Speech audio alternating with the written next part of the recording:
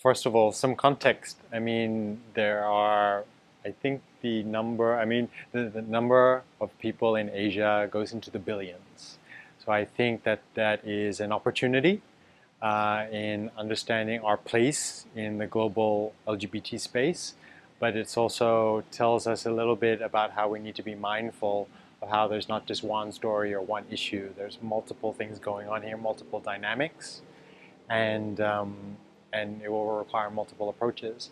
Um, but in Asia, I think the most important thing that people from outside of Asia need to understand is how we, as a community, as a diverse community, are feeling what's happening to us.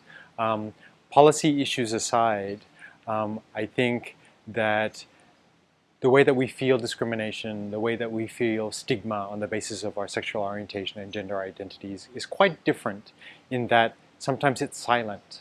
Sometimes it hits us in ways that would be very different in the African context or in the European or in the West. In that we talk a lot about how our place in our families, and that sometimes the worst thing that can happen is that our families don't talk to us, or that our families isolate us in very different ways that are not necessarily physically violent but emotionally violent.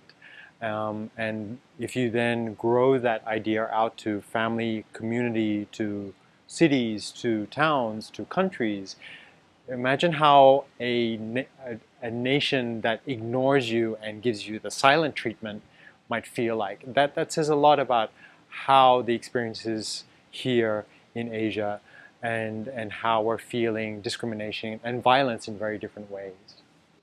What I think we have to offer Salzburg is an understanding of how we've had to deal with complexity, how to deal with this idea that there's so much diversity even within supposedly one community.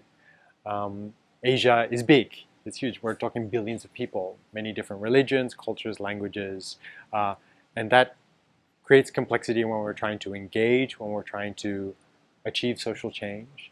And I think that those are the same types of challenges that we will face anywhere in any other region, whether it's the African region, in Europe, and in South America as well. If you speak to activists and advocates and stakeholders there, they too will tell you, we are diverse, we are not just one.